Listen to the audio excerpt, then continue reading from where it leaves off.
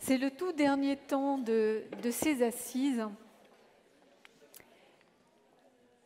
un temps de mobilisation, un temps au cours duquel on va parler de la suite, on va parler de ce qui est né, ce qui a été alimenté, nourri pendant ces assises et de la manière dont vous, acteurs, allez pouvoir vous en emparer pour continuer à avancer. Un moment important donc, mais avant de le commencer, je voudrais vous proposer un petit exercice si vous en êtes d'accord. Je vais vous expliquer pourquoi. Est-ce que vous accepteriez, s'il vous plaît, de vous lever? Tous. Je vous remercie. Merci beaucoup. Et maintenant que vous êtes debout, parce qu'en fait c'est ce premier pas qui coûte, je vais inviter les gens qui sont tout au fond, s'il vous plaît, à descendre. Vous êtes debout, venez, applaudissez-les. Venez, descendez. Tous. Et je vais vous expliquer pourquoi. On va avoir une photo dans quelques minutes, puisque ce que vous avez préparé pour nous, c'est de la mobilisation et du collectif. Et il y a un enjeu à ce que sur cette photo, nous montrions la force de ce collectif. La force du collectif, c'est vous, et c'est vous aussi sur cette photo. Donc on aura besoin au premier rang de ne pas avoir des chaises vides, s'il vous plaît. Donc, est-ce que vous voulez bien descendre? Descendez, venez nous rejoindre. Venez rejoindre ces premiers rangs, remplir ces premiers rangs, pour illustrer cette force du collectif. Pas pour vous, vous ne bougez pas. Merci de faire ce geste un peu symbolique, mais qui va porter tout le travail que vous avez fait depuis 2 jours, toutes les discussions, tous les projets, ceux que vous avez partagés. Donc je veux plus personne sur les derniers rangs. Venez, sur la photo, on montrera à quel point ce travail a été un travail collaboratif, collectif et porté par tous.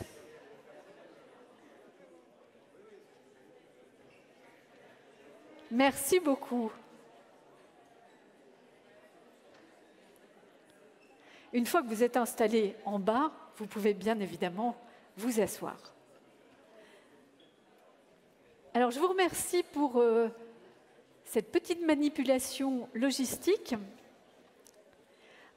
Avant d'entamer nos échanges sur le fond de cette séquence mobilisation, cette séquence politique, puisque ce sera l'objet de nos travaux, je voulais revenir aussi sur un point qui peut-être vous interroge. Depuis hier matin, à travers les plénières et à travers les très nombreux ateliers, vous avez partagé beaucoup d'expériences. Vous avez peut-être découvert que sur d'autres territoires, des idées que vous aviez pu avoir étaient déjà mises en application. Vous avez pu partager à la fois les difficultés, les freins et aussi les réussites qui sont celles des territoires. Vous aurez certainement à cœur de pouvoir retrouver dans des synthèses, dans des éléments à partager, tout ce travail collectif. Alors, à ce stade-là, malgré le travail acharné de nombreux organisateurs, il ne va pas être possible de partager un bilan, une synthèse. C'est un travail qui sera fait dans les semaines qui viennent. Ceci dit, les organisateurs tenaient à partager 2-3 points d'attention qui sont déjà des acquis de ces 2 jours de travail. Serge Bonnefoy, est-ce que vous voulez venir sur scène pour partager ce que sont ces quelques constats? Je vais... Hop. Vous passez le micro. Juste quelques points de repère avant les synthèses qui viendront très rapidement. Merci de nous donner la parole. Alors très rapidement, je rassure tout le monde, les organisateurs s'engagent à produire une synthèse de tous les ateliers, à la fois sous l'angle thématique, sous l'angle des actions et sous l'angle de la gouvernance et du rôle des partenaires. Donc cette synthèse est construite à partir des fiches que nous avons remplies sur les idées forces, les principales controverses, les suggestions générales et les suggestions en matière du rôle des collectivités territoriales. Deuxième point, et je ne ferai finalement que 2 points, mettre un focus sur ce qui ressort des ateliers dans le rôle des collectivités territoriales. Alors, on peut reprendre le mot qui a été dit tout à l'heure, une surresponsabilisation des collectivités territoriales, une forte demande de tous les acteurs présents dans ces ateliers pour demander que la collectivité soit à la fois porteur et coordinateur de la stratégie alimentaire territoriale et du PAT, qu'elle soit une régulatrice, même en matière de commerce alimentaire par exemple, qu'elle soit un acteur de la sensibilisation des différentes parties prenantes du territoire, qu'elle soit à l'origine, qu'elle impulse des projets, y compris des acteurs économiques, qu'elle soit accompagnatrice des acteurs, qu'elle soit elle-même acteur local, économique par la commande publique, qu'elle soit financeur de toutes les structures d'accompagnement, qu'elle soit également garante de l'évaluation de la stratégie alimentaire territoriale et qu'elle porte les revendications territoriales aux différents niveaux et notamment auprès de l'État. Deuxième point qui ressort de ces ateliers, asseoir la légitimité des collectivités territoriales dans cette politique nationale de l'alimentation en reconnaissant son rôle, et c'est notamment quelque chose qui s'adresse à l'État, en lui assurant des compétences accrues, en lui donnant un droit à l'expérimentation pour ne pas toujours faire les mêmes standards dans le cadre des lois nationales, et qu'on lui donne des moyens en conséquence. Et on nous alerte dans les ateliers en disant il y a un grand amour des pâtes, il ne faudrait pas qu'il y ait un désamour, parce qu'on en demande beaucoup aux collectivités territoriales, alors que les moyens ne sont pas réunis pour pouvoir faire ce que les acteurs souhaitent. Voilà. Merci beaucoup. Merci. Merci Serge pour Terre en Ville. Et effectivement, le travail va se poursuivre dans les prochains mois à partir de ces synthèses. Et puis peut-être avec un rendez-vous. Alors, on peut peut-être en parler tout de suite, dès à présent. Après 2 jours de mobilisation comme ceux que vous venez de vivre, peut-être vous demandez-vous quand est-ce qu'on se retrouve. On s'est dit qu'on allait en parler tout de suite, Isabelle Touzard. Donc il y aura un autre rendez-vous parce que c'est un moment de mobilisation et de partage important. Oui, tout à fait. Et donc, c'était une idée de départ et de se revoir tous les 2 ans. Bon, ça a été 3 ans là parce qu'il y a eu malheureusement le Covid. Et donc, il nous semble que c'est un bon rythme et qu'en 2 ans, il va se passer plein de choses. Et donc, on vous donne rendez-vous à Montpellier en 2024. Donc, on n'a pas encore exactement la date, le mois. On essaiera de voir ce qui sera le plus pertinent comme moment. On sait qu'il faut bien ces 2 années pour bien préparer. On l'a vu ici, ce temps-là pour bien mûrir le projet. Mais donc, on vous donne rendez-vous en 2024 à Montpellier.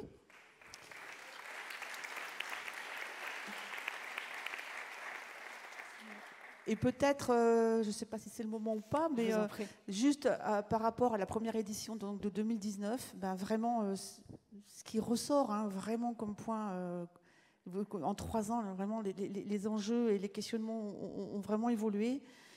Le lien agriculture-alimentation, il est acquis, il est présent partout, dans tous les territoires. Il y a les nouveaux territoires, notamment ruraux, qui émergent de façon très en force depuis 3 ans. Il y a vraiment un renforcement de compétences, un professionnalisme qui s'acquiert dans les collectivités, c'est très net. Je vais très vite, parce que je sais que vous êtes pressés pour prendre le train. Il y a un décloisonnement naissant, vraiment, entre les politiques publiques, entre l'agriculture et l'action sociale, l'agriculture et l'eau, etc. Et de ce fait, on apprend à travailler avec les contrats locaux de santé, avec les politiques de la ville. Donc des nouveaux acteurs qui arrivent dans nos PAT, c'est très net. On a cette volonté de plus en plus, collectivité, de structurer nos actions, d'avoir une action structurante sur le territoire au travers de la question des filières économiques, la question foncière, etc. On a tous, et certains territoires sont déjà bien engagés là-dedans, on voit qu'il faut qu'on arrive à évaluer l'impact de nos PAT, de nos actions, et ça c'est quelque chose qui est vraiment ressorti. Et puis très rapidement, on va y parler, on souhaite être force de proposition à un niveau plus élevé, mais on va y revenir tout à l'heure. Merci pour ces. Et donc, je suis sûre qu'en 2024, il y aura encore, un bond en avant et c'est fulgurant, je dirais, la vitesse à laquelle ça progresse dans les territoires. Le rendez-vous est pris en tout cas dans 2 ans. Et dans les 2 ans qui se présentent devant nous, il va falloir agir. Agir sur les territoires avec la force de ce qui a été mis en commun pendant ces 2 jours. On va en parler avec nos 4 invités pour cette dernière séquence. Nous allons parler des outils qui existent, effectivement de ce qui peut être mis en place pour aller encore plus loin. On va le faire avec Frédéric Marchand, qui est sénateur du Nord et qui est l'auteur d'une mission d'évaluation des PAT. PAT, outil majeur pour agir en termes d'alimentation. On va le faire aussi avec Aurélie Mézières, qui est la maire de la commune de Plessé et qui est aussi conseillère communautaire de Redon-Aglo. Vous étiez coordinatrice de Manger Bio 44, donc vous avez toute cette histoire aussi, cet intérêt fort et ancien autour des questions d'alimentation, ce que vous portez sur votre commune. Et on va le faire avec Delphine Bonamy, donc conseillère en charge de l'agriculture, de la transition alimentaire et des forêts urbaines à Nantes Métropole, et avec vous, Isabelle Touzard, qui nous avez invité donc dans 2 ans. Vous êtes vice-présidente déléguée à la transition écologique et solidaire à Montpellier Méditerranée Métropole. Donc agir, on l'a dit, on peut agir avec des outils qui existent déjà, le PAT bien évidemment. Frédéric Marchand, vous avez remis, c'était en juillet dernier, un rapport d'évaluation des PAT aujourd'hui. Vous l'avez remis au ministre de l'Agriculture. Vous qualifiez les PAT d'objets alimentaires non identifiés. Alors, ça demande forcément une petite explication de texte. J'aurais pu faire dans la métaphore gaulienne et dire un machin alimentaire, mais je ne suis pas allé jusque-là. Non, simplement pourquoi enfin, franchement, un grand bravo et un grand merci à toutes les actrices et à tous les acteurs qui se sont rassemblés ici, parce que moi, j'ai eu la chance d'aller d'atelier en atelier. Et moi, je suis impressionné par le nombre d'initiatives qui foisonnent sur le territoire. Mais avec ce paradoxe qui est que finalement, il se passe beaucoup de choses. Il y a un vrai savoir-faire, mais en matière de faire savoir et en matière de partage, notamment avec nos concitoyens, pensez qu'il y a 2 tiers des Français qui sont aujourd'hui impactés directement par un PAT. Mais si vous allez dans la rue et si vous demandez à nos concitoyens, vous avez déjà entendu parler du PAT, du quoi? Ça, c'est un premier sujet. Après, il y a un autre sujet qui est effectivement, et c'est pour ça que je parlais d'objets alimentaires non identifiés, qui, je pense, remonte à l'origine même du PAT, à savoir que le PAT repose avant tout sur une bonne dose de volontariat. Le PAT n'a pas forcément, hormis cet amendement qui avait été déposé en 2014, de véritable cadre légal, de véritable encadrement, même si j'aime pas trop ce mot. Et donc, il repose sur la force de celles et ceux qui s'en sont emparés, qu'il s'agisse des collectivités ou qu'il s'agisse des associations. Et on voit bien qu'avec ce qui s'est passé avec le plan de relance et les quelques millions qui ont été injectés, la crise sanitaire qui est intervenue, l'appétence de plus en plus grande des collectivités pour intervenir sur ce champ de l'alimentation, qu'il est temps de basculer vers un nouvel âge et vers une nouvelle dynamique pour faire en sorte que la reterritorialisation de l'alimentation durable et résiliente prenne toute sa place et puisse s'inscrire dans un cadre davantage clairement défini. Alors, vous dites que ce sont des objets très différents, chacun s'en empare, fait en fonction de son territoire, de ses objectifs, mais il y a quand même un objectif commun à ces PAT. Est-ce que ça veut dire que derrière cet objectif commun, tous les PAT mettent bien l'agroécologie comme l'un des enjeux, l'un des objectifs, ou est-ce que ce n'est pas le cas ? Alors, dans le rapport, une des préconisations sur lesquelles on s'arrête est de faire en sorte, on voit bien aujourd'hui qu'il y a une grande diversité de projets alimentaires territoriaux. Et il suffisait effectivement, pour s'emparer d'un projet alimentaire territorial, que figure le mot alimentation. Je caricature un peu, mais à la base, c'est comme ça que les choses se sont passées.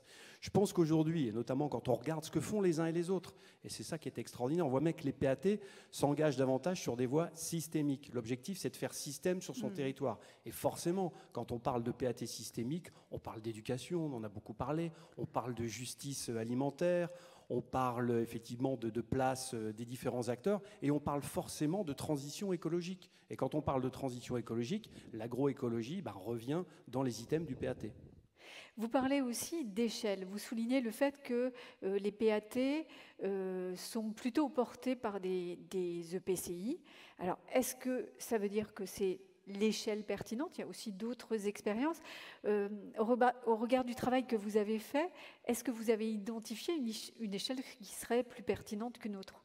Alors, 373 PAT aujourd'hui recensés, voire même peut-être davantage à l'heure où on se parle, puisque j'étais dimanche dans le département du Nord où un nouveau PAT va encore sortir de terre, et 51% qui sont effectivement des EPCI. On voit bien aujourd'hui toute la part qui est prise par les EPCI, qui sont de véritables bassins de vie, notamment dans certains milieux peut-être davantage ruraux, mais là aussi la réflexion elle a évolué au fur et à mesure des auditions. Moi qui suis issu de la métropole européenne de Lille, qui est un karma très EPCI, très ethnocentré sur la métropole, je pensais que l'EPCI était la bonne maille. La bonne maille, c'est le bassin de vie. Et la bonne maille, c'est effectivement de donner des moyens à toutes celles et à tous ceux qui se sont engouffrés dans cette formidable aventure du PAT. Et donc je pense, d'où cette idée effectivement d'avancer, qu'on est sur la maille du bassin de vie et qu'il ne faut pas y avoir d'exclusif qui soit donné pour les EPCI. Il y a une idée que vous tirez de ce travail, c'est l'idée d'autorité organisatrice alimentaire, un peu comme on a des organisations liées au transport, etc. Qu'est-ce que vous mettez derrière? Est-ce qu'il faut vraiment faire un changement pour que les EPCI, les organisations, deviennent des autorités organisatrices alimentaires? Je pense qu'on est à un moment où il faut un véritable changement de paradigme. Je ne parlerai pas de rupture, mais il faut un changement de paradigme avec un sujet alimentaire qui infuse de plus en plus dans l'opinion, chez les responsables politiques, chez tout un tas d'acteurs. Et je vois en écoutant M. Bonnefoy, effectivement, que cette notion de compétence de l'alimentation durable et résiliente revient. Alors, pourquoi parler d'autorité organisatrice? Puisque si je prends la loi d'orientation des mobilités, on a aujourd'hui des EPCI qui sont autorités organisatrices des mobilités sur leur territoire. Le Code des collectivités, le Code de la construction de l'habitat vient d'inscrire dans ces textes le fait de pouvoir être autorité organisatrice de l'habitat. Et je pense qu'à un moment donné, si on veut institutionnaliser ce fait alimentaire, si on veut permettre, j'étais très attentif aux 3 modèles, comment on fait pour faire en sorte d'avoir les uns et les autres autour de la table, il faut effectivement que cette autorité organisatrice soit celle qui va être un véritable assemblier sur son territoire. L'objectif, c'est d'avoir un maximum de gens autour de la table, puisque quand on parle d'alimentation, je le disais tout à l'heure, on parle bien évidemment de l'amont, de l'aval, on parle de l'éducation, donc il faut que l'éducation nationale soit autour de la table. Ce matin, on parlait dans un atelier de sécurité alimentaire avec les plans communaux de sauvegarde et les plans intercommunaux de sauvegarde. Donc il faut effectivement que les gens des préfectures ou du ministère de l'Intérieur, enfin bref, il y a tout un tas d'acteurs, et la légitimité du porteur passe forcément, à mon sens, mais je me trompe peut-être, passe forcément à mon sens par le fait d'inscrire cette compétence dans le marbre. Et donc il faut du plaidoyer? Il faut que les acteurs qui sont là fassent avancer les choses dans ce sens-là pour que cette compétence, elle soit proposée aux collectivités? Il faut du plaidoyer, à la fois de la mobilisation des acteurs de territoire, et je crois aussi qu'il faut un État qui puisse entendre. Moi, j'ai vu le 29 août, Marc Fesneau, on a eu une séance de travail sur les conclusions de ce rapport. Et moi, j'étais très satisfait de voir que le 31 août, au sortir du séminaire gouvernemental, dans la feuille de route du ministre de l'Agriculture, était inscrit noir sur blanc les projets alimentaires territoriaux. Donc l'objectif, bien évidemment, maintenant, c'est d'avancer et de faire en sorte que ces préconisations prennent corps, en faisant en sorte, et ça le ministre en est convaincu, que les territoires sont certainement... Ce n'est pas la réponse absolue, il ne faut pas se raconter d'histoire, mais sont un des éléments de réponse, c'est une brique incontournable quand on parle aujourd'hui de reterritorialisation de l'alimentation durable et résiliente. Autorité organisatrice de l'alimentation, c'est ça l'avenir des PAT pour vous? Autorité organisatrice de l'alimentation durable et résiliente. Puisque là aussi, tout à l'heure, on parlait des définitions de l'agroécologie. Derrière le mot alimentation durable et résiliente, on peut mettre tout un tas de choses. Et je remercie l'ADEME, qui a fait un formidable travail dans les Hauts-de-France et qui a aujourd'hui une grille de lecture qui permet de donner une véritable définition, alors on le savait déjà, mais qui permet de confirmer ce qu'est l'alimentation durable et résiliente. Merci de ce travail et puis de la manière dont vous nous le résumez, en tout cas nous donnez l'essence de l'étude. Je voudrais bien, mesdames, peut-être avoir vos réactions sur ce que vient de nous dire Frédéric Marchand, le PAT, un outil. Aurélie Mélésière, est-ce que pour les communes rurales, les petites communes, un PAT, ça peut être un outil utilisable? On a parlé de bassin de vie. Est-ce que ça vous paraît adapté aux questions qui sont les vôtres sur l'alimentation? Oui, tout à fait. Alors, Redon Agglomération, pour que tout le monde se situe bien, c'est au nord du département. Et ça a la particularité de regrouper 31 communes qui sont sur 3 départements et 2 régions. Voilà, administrativement, c'est très intéressant. Et on a donc un plan alimentaire territorial.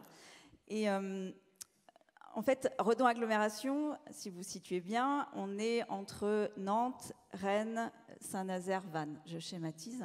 Donc avec des bassins de vie urbains très importants. Et au milieu, il y a donc ce bassin de vie qui est vraiment très rural, à part la ville-centre, mais très rural. Et cette notion de ruralité, souvent on met la notion de terre nourricière à côté. Nous, on est très fiers d'être terre nourricière pour les villes et les bassins de vie à côté. Un plan alimentaire de territoire, donc j'ai bien aimé la notion de machin non identifié, parce que ça peut vite devenir ça, c'est-à-dire qu'un PAT, vous prenez la feuille de route, tout le monde a à peu près le même vocable, voilà, on pourrait juste changer le nom de la ville et puis, ou du bassin et on retrouve la même chose. Alors que là où ça a son importance, c'est vraiment de mettre tous les acteurs autour de la table et d'avoir des actions extrêmement concrètes. C'est pas le tout de se dire, ben voilà, on va travailler sur une alimentation bonne, propre et juste. C'est comment on fait système, et ça je suis tout à fait d'accord. Désolée, j'ai pas mis mon en mode avion. Et du coup, on a aussi ces notions qui sont très propres à la ruralité. Nous, on a un enjeu très fort en termes d'alimentation, parce que qui dit alimentation, donc vous le voyez dans vos assiettes, il faut des agriculteurs et il faut du foncier. Le foncier, aujourd'hui, est un enjeu majeur qu'on doit traiter dans les PAT, qui est partie intégrante, en tout cas, nous, en termes de ruralité, puisque aujourd'hui, vous le savez, j'enfonce des portes ouvertes, hein, mais il y a beaucoup d'agriculteurs qui partent à la retraite. On a des problématiques de logement qui ne sont pas que urbaines, mais qui sont aussi... sachez que dans les territoires ruraux, les prix ont beaucoup augmenté, surtout par chez nous, donc pour habiter. Et donc il faut accompagner ces transmissions. Et on a un nouveau sujet qui vient sur la table. Alors je n'ai pas fait tout le tour des ateliers, mais c'est la notion d'énergie aussi, ouais, avec le foncier. C'est-à-dire que la méthanisation, l'éolien, les parcs solaires, etc. Et ça aussi, ça vient en jeu avec le foncier. Et il y a une question récurrente, un enjeu récurrent, c'est celui de la solidarité entre les territoires, entre territoires urbains et ruraux. Est-ce que pour vous, le PAT est un outil qui permet de travailler ces solidarités ou en tout cas de les tisser ? Tout à fait. Donc là, on parle d'alliance des territoires et je pense que les enjeux urbains sont liés aux enjeux ruraux. Je pense qu'il faut arrêter cette guéguerre entre le monde rural et le monde urbain. On est tous liés, tous ensemble. J'ai parlé de cette notion de terre nourricière. Le foncier, c'est un bien commun. Et j'ai vu que c'était dans la déclaration de Nantes et je trouve ça vraiment important. Voilà, c'est un bien commun, c'est un bien public. D'autant plus que je pense qu'il faut... Les PAT, donc c'est des bassins de vie, comme vous avez dit, mais les PAT peuvent être reliés entre eux et c'est pour ça qu'il faut qu'on discute tous, parce que ce qu'on fait, nous, par exemple, de notre côté, ne peut pas être décorrélé de ce que font les métropoles, par exemple. Et j'insiste toujours sur l'enjeu du foncier et aussi de dire que ces solidarités, elles ne doivent pas empêcher absolument d'expérimenter et d'aller chercher des voies complètement autre que ce qu'on a essayé jusqu'ici. Il ne faut pas hésiter à expérimenter, autant dans les villes que les campagnes, et pas se cloisonner aussi à des sphères qui nous appartiennent propres à nous. Alors je m'explique par là, c'est qu'en tant que collectivité, en tant que commune par exemple, on n'a pas la compétence agricole. La compétence agricole, elle est par la région, elle est par l'État, elle est diverse et variée. Il n'empêche que, en tant que commune rurale, en tant que bassin de vie, on peut s'approprier ces outils. Nous, à Plessé, on a fait une PAC, une politique agricole communale, et pour justement travailler sur 6 axes, ces notions de foncier, de transmission, etc. Donc voilà. On peut effectivement aller chercher des compétences qui ne sont pas données directement. Donc une approche des PAT comme un outil pour travailler tous ces sujets et la solidarité. Et dans les métropoles, quelle utilité, quelle appropriation de ces PAT Delphine Bonamy et Isabelle Touzard, peut-être l'une ou l'autre, comment est-ce que Nantes Métropole, comment est-ce que Montpellier Métropole se sont emparés de cet outil-là ? Oui, en effet, au niveau de la métropole ici de Nantes, on est 24 communes. Donc, il y a eu un projet de PAT qui a été élaboré et validé en 2018. Finalement, le projet, bon, il est ambitieux, il est un peu de revoir le modèle agricole, alimentaire, et comme un peu le fil rouge de ces assises, comment on met en avant et on pousse la transition alimentaire et écologique dans tous ces aspects. C'est ce qui a été aussi pas mal mis en avant, c'est comment on pousse l'ensemble des leviers, que ce soit l'éducation, la production, les déchets, la biodiversité, etc. C'est vraiment un levier systémique. Donc en 2019, il y a eu une feuille de route avec 71 objectifs que je vous épargnerai. Et il y a eu aussi la mise en place finalement d'une instance aussi pour rappeler chaque année aussi, partager les expériences, évaluer aussi ce PAT. Donc ici, ça s'appelle le Conseil métropolitain des acteurs de l'alimentation. Et puis, concrètement, j'ai quand même envie de rappeler quelques actions concrètes, qu'on ne reste pas forcément que aussi sur des grandes intentions. Mais ce PAT, il a permis notamment le maintien de toutes les exploitations agricoles sur la métropole. On en a 245, ce chiffre n'a pas bougé depuis 10 ans, donc c'est important. Ça a permis d'installer 15 nouveaux exploitants aussi depuis 2020. Et puis ça a été de nombreuses aides sur l'installation au bio ou à la conversion, notamment le défrichage, pour aller vers nos objectifs, puisqu'on a comme objectif d'atteindre d'ici 2025 50% de bio. Donc là, on est à 23%. Donc, il y a encore un peu de marge, voilà.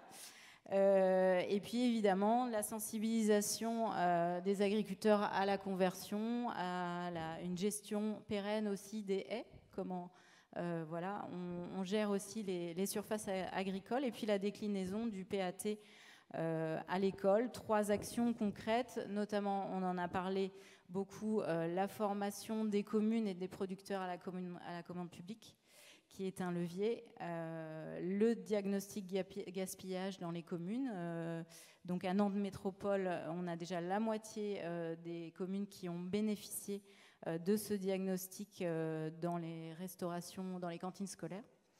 Et puis différentes animations dans les écoles de sensibilisation. Et ce midi, vous avez pu notamment manger des boulettes, si vous avez eu la chance de prendre votre repas ici. Et ce sont des animations qui ont lieu dans les écoles, à la fois pour lutter contre le gaspillage et puis pour s'approprier la cuisine. Donc voilà, je rappellerai en tout cas que ce PAT, ça a permis vraiment de mettre à pied d'œuvre l'ensemble des communes sur ces sujets-là, tous les acteurs, et on a vraiment besoin de tous les acteurs, évidemment. Ça a été dit pour qu'on puisse faire face à tous ces défis. Et je rejoins aussi Aurélie, évidemment, sur la question de l'Alliance des territoires, qui n'est pas directement traitée dans les PAT, mais qui est aussi, à mon sens, une condition de réussite, en tout cas de notre PAT, de Nantes Métropole, de réussir à travailler aussi avec les communes du département, le département, la région, etc. Sur cette solidarité. Oui, exactement. Multidimensionnel, on l'a vu, c'est la même chose à Montpellier.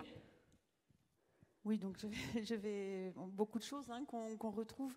Peut-être quelles pourraient être les particularités par rapport à tout ce qui vient d'être dit. C'est le parti pris aussi dans le cadre de notre politique agroécologique, donc tout de suite de l'afficher comme une politique publique, labellisée PAT dès 2016, donc pour pouvoir l'ancrer dans la durée et que ça prenne un petit peu, que ça s'ancre aussi dans la tête des élus, parce que c'est un combat.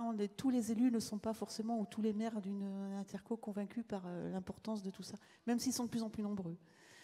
Et donc, par exemple, c'est peut-être une particularité, c'est ce choix de dire que la transition agroécologique et alimentaire durable, elle est énormément portée par les citoyens, les associations, les entreprises, les acteurs professionnels.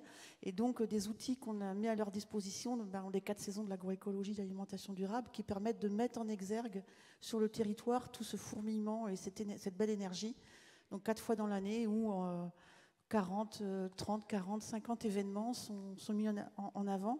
et en lien avec, petit à petit, on associe les territoires voisins. Donc c'est une forme d'action qui permet de se lier en effet aux territoires plus ruraux, donc du grand bassin de vie, et de mettre en avant tout ce qui se fait par tous les acteurs du système alimentaire. C'est par exemple une plateforme aussi en open data ouverte qui permet de mettre en exergue aussi tout ce qui se passe en termes de circuits de proximité.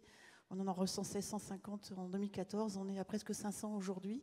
Donc ça a été aussi cette politique publique la première fois où le PCI et le service informatique était un peu frileux, s'est permis de créer, alors comment ça s'appelle, en open source, voilà, en common, c'était des mois. Enfin bon, vous voyez ce que je veux dire, c'est-à-dire que on voit bien. Et donc c'était vraiment très très expérimental et ça fonctionne maintenant, même si ça doit toujours évoluer. Peut-être une autre particularité aussi, c'est vraiment sur la base de toutes les initiatives menées en partenariat, parce qu'une politique comme ça, elle est forcément partenariale, on est d'accord. Elle se construit petit à petit en travaillant ensemble. Donc on en arrive peut-être à un stade où on se dit, mais comment, pour changer de braquet, on peut créer une ingénierie vraiment et des outils, et quelque chose qui vont faire qu'on va changer d'échelle et d'impact et vraiment impacter sur le territoire. Donc c'est peut-être tout ce travail qui nous occupe beaucoup aujourd'hui, avec l'expérimentation d'outils comme des associations foncières agricoles, des propriétaires sur 7 communes par exemple, qui vont peut-être nous permettre d'aller plus vite dans la mobilisation du foncier par exemple. Donc c'est peut-être ça aujourd'hui qui nous anime plus, avec toujours ces actions, je dirais, plus classiques. Ce travail aussi de structuration des filières, qui vraiment sur lequel il y a une réflexion aussi méthodologique forte à porter, sur lequel on s'investit beaucoup sur différentes filières, bien entendu ces différentes filières, que ce soit la viande, les protéines végétales, etc. Et puis dernier sujet, c'est au niveau précarité alimentaire, lutte contre la précarité alimentaire. Ce sujet-là, il est beaucoup plus neuf pour nous, ça c'est très très clair. Il a vraiment émergé dans ces dernières années. Le Covid a vraiment révélé. C'est dans ce mandat vraiment qu'on se lance. Et c'est à l'occasion de ce sujet, notamment de la fameuse sécurité sociale et alimentation, de ces concepts de justice et de démocratie alimentaire, que l'on se rend compte comment peut-être les territoires, on peut jouer un rôle pilote, démonstrateur, à notre petite échelle, pour alimenter des politiques nationales. Et ça, c'est quelque chose de nouveau, je trouve, qui est, voilà, sur lequel on s'investit et qui est captivant. Quand on vous écoute, mesdames, Frédéric Marchand également, on se rend compte que finalement, le PAT est un outil que vous utilisez beaucoup. Il y a beaucoup de choses de fait sur cette coordination, ce côté multimodal. Oui, mais là, ce soir, vous allez signer, je divulgage un peu, la déclaration de Nantes. Alors quoi? Pourquoi la déclaration de Nantes? Pour aller plus loin, qu'est-ce que ça va apporter de plus à des outils que vous, collectivités, avez déjà sur le terrain? Delphine? Oui, alors on a des outils, on essaye de faire au maximum, mais on n'a pas la main sur tous les outils. Ces outils sont d'ailleurs partagés, enfin voilà. Mais en tout cas, comme le disait monsieur le sénateur, déjà, on revendique aussi à travers cette déclaration de faire plus partie des instances de gouvernance. Il y a par exemple la question du foncier, notamment, qui a été relevée par Aurélie. La transmission du foncier se fait par des instances qui répondent au code rural aujourd'hui et qui parfois ne répondent pas forcément aux objectifs de nos PAT, pour le dire comme ça. Donc ça pourrait être important de revoir certaines instances finalement aujourd'hui, notamment sur la question du foncier, pour qu'elles deviennent plus inclusives, si on devient, en tant que PAT, des autorités finalement sur la politique alimentaire et agricole, que notre point de vue soit mieux pris en compte. Voilà, l'enjeu ici, en tout cas sur la métropole, c'est la transmission. On a vraiment beaucoup de personnes dans les 5 années à venir, peut-être 30% qui vont transmettre leurs exploitations agricoles. Aujourd'hui, ceux qui transmettent ne rencontrent pas forcément les porteurs de projets qui arrivent. C'est-à-dire, par exemple, parfois c'est une exploitation en élevage et en face, on va avoir des porteurs de projets en maraîchage qui demandent des petites surfaces. Et la rencontre ne se fait pas. Et les instances classiques font qu'on aboutit à une décision rapidement, alors qu'on aurait besoin, nous, collectivités, d'avoir du temps pour préparer un projet et faire la rencontre entre cette exploitation et des porteurs de projets. Donc c'est la question notamment du portage foncier. Bon, là, je suis rentrée beaucoup dans les détails, mais en tout cas... Et sur d'autres sujets, l'objectif, c'est de donner de la visibilité à ce que vous faites et pouvoir commencer à dialoguer avec d'autres acteurs qui, pour l'instant, ne sont pas dans le champ de vos discussions. Oui. Bien sûr. Isabelle ? Oui, tout à fait, c'est ça. C'est que, voilà, c'est ce que tu viens de dire est ressorti vraiment très nettement dans les ateliers, dans de très nombreux ateliers. Oui, mais, et aujourd'hui, sur la base de cette expérience de terrain, les collectivités, les territoires ruraux, les agglomérations, les métropoles voient un petit peu les manques en termes réglementaires, les manques, comment tous nos codes devraient évoluer, parce que la situation a énormément évolué aujourd'hui. Et donc, voilà, on a besoin de transformer, je dirais, un peu tous ces échanges et de porter cette voix collective auprès de l'État, auprès du gouvernement, auprès de, voilà, en visant peut-être, on ne sait jamais, plus loin au niveau de la PAC, pour faire porter cette déclaration et appeler l'ensemble de l'écosystème à tous les niveaux à œuvrer dans le même sens, quoi. Donc, il y a besoin d'une cohérence, en fait, entre les différents niveaux de politique publique à tous les échelons. On le voit très bien sur le terrain et c'est ça ce qu'on appelle de nos voeux quelque part dans cette déclaration. Et on a des propositions très concrètes à faire, bien entendu. On ne va pas rentrer peut-être dans tout le détail, mais tout est dans la... Non, il y a eu un atelier qui a été consacré à ça, voilà, donc on ne va pas revenir dans le détail. Mais... Alors peut-être par rapport à l'atelier, on a eu donc cet atelier à midi, là où on a expliqué, on a un petit peu tout ça. Et il y avait de très nombreuses personnes dans la salle qu'on remercie vraiment, et puis on a bien noté toutes les propositions d'évolution déjà qu'on pourrait avoir sur la base de cette première déclaration qui est vouée bien entendu à s'enrichir et à évoluer avec le contexte. Voilà, l'importance de veiller au rural qui est plus fragile peut-être dans cette démarche que les plus grosses agglomérations alors justement, sur cette question du rural, est-ce que vous pouvez nous dire, Aurélie, l'intérêt que ça peut avoir pour des communes rurales, cette déclaration de Nantes qui est née ici ? Quand je l'ai lu avec attention, j'ai retrouvé des termes qui sont très forts politiquement. En fait, pour moi, c'est un véritable engagement politique. Quand on parle de précarité alimentaire, ça existe en milieu rural. Quand on parle de la précarité économique des agriculteurs, on est en plein dedans. Et toujours cette notion de bien commun et public qui est vraiment importante. Et tout le rôle des collectivités à s'emparer de ces sujets, c'est capital. À tous les niveaux, je rejoins tout à fait ce qui a été dit. Il faut absolument qu'on bouscule les choses pour qu'on arrive à ce que ça ne soit pas seulement des belles paroles et qu'il y ait des actes derrière, et qu'on puisse tous ensemble, en fait, de cette volonté politique, en faire de vraies actions sur le terrain, qui puissent se voir. Et les collectivités, je le répète, on a des tas de leviers pour travailler sur ces sujets. Il faut s'en emparer et décloisonner tout. Décloisonnons avec qui ? Alors, il va y avoir une signature, les premiers signataires dans quelques instants, mais pour les autres, en fait, vous proposez à qui de signer cette déclaration et pourquoi ?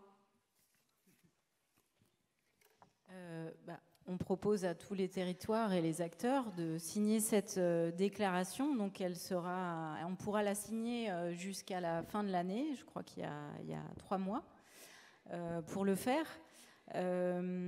Pourquoi ? Je crois qu'en fait, ce qui est proposé là aussi, et là je reviens peut-être un tout petit peu en arrière sur la question d'avant, mais c'est quand même aussi une vision, c'est aussi sortir de cette logique de crise et vraiment prendre les sujets, les grandes priorités qu'on a levées et faire une transformation de fond. Donc pourquoi le faire et appeler à la signature ? Parce qu'on a besoin d'être ensemble pour le faire, de faire collectif, de faire corps.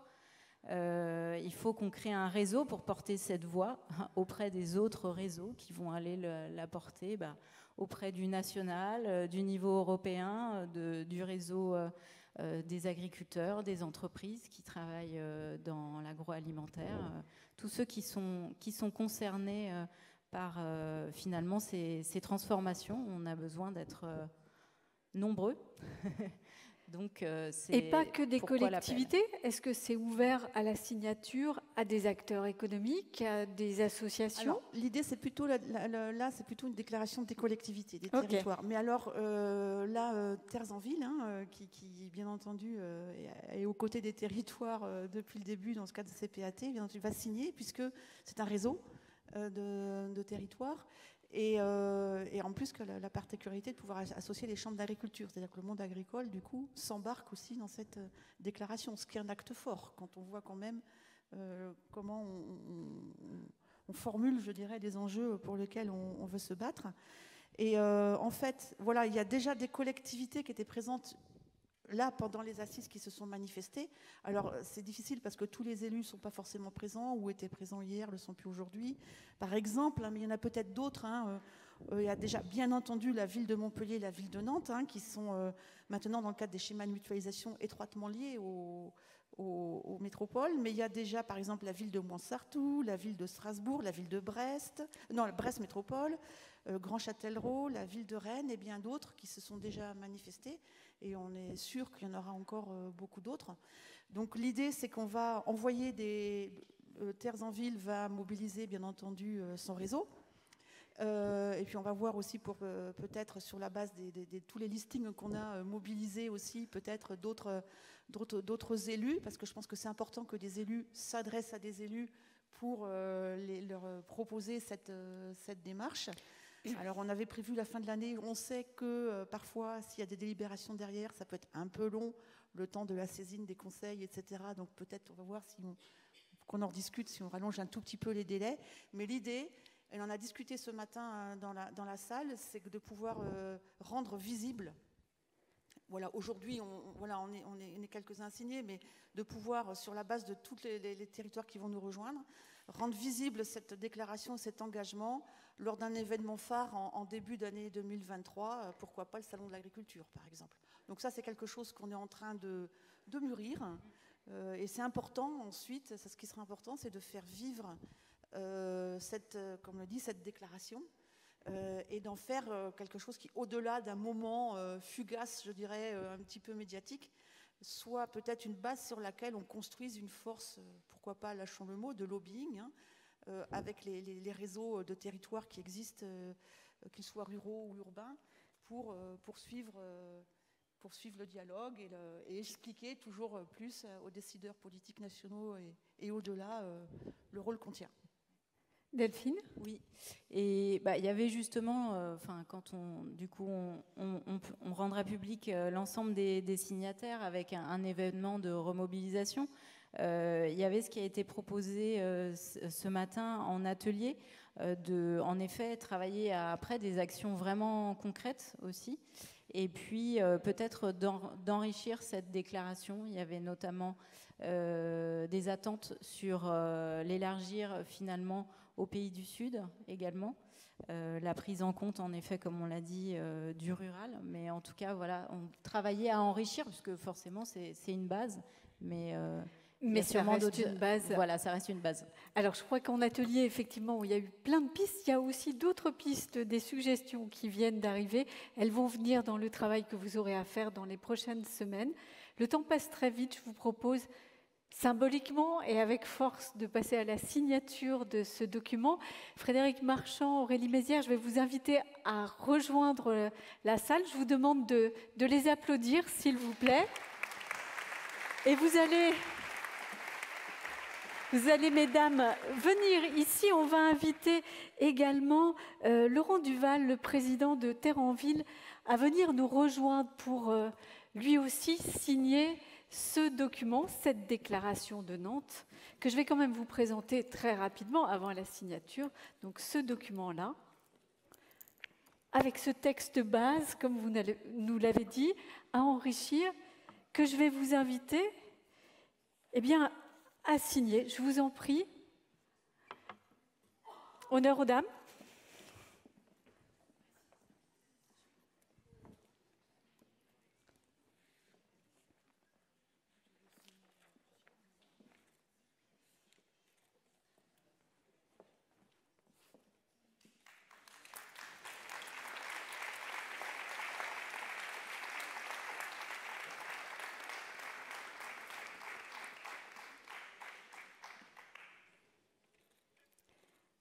Merci beaucoup à tous les trois. Bravo. Ce document, on a fait descendre tout le monde. C'était pour une bonne raison. Je crois, madame, que vous souhaitiez prendre une photo. Et les signataires derrière. Et on va vous demander, si vous voulez bien allumer la salle, de vous lever pour être effectivement, vous aussi, sur la photo. Alors peut-être que vous pouvez venir par là pour être sur la photo, qu'il y ait vraiment du monde derrière la signature de cette déclaration. Faites bloc, faites collectif.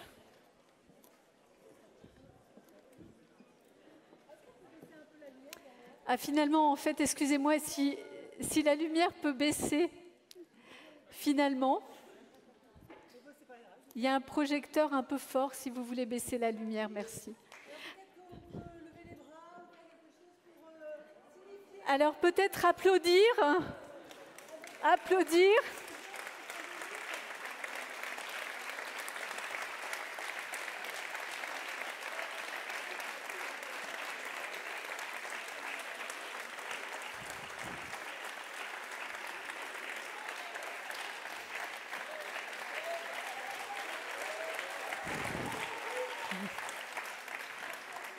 Merci, bravo à vous, merci à tous. Voilà, nous arrivons au terme de ces assises, conclues sur cette signature. Vous l'avez bien compris, ça n'est qu'un point de départ. Nous vous souhaitons un bon retour chez vous. Et puis je crois que tout le monde se dit à dans 2 ans à Montpellier. Merci, bonne soirée.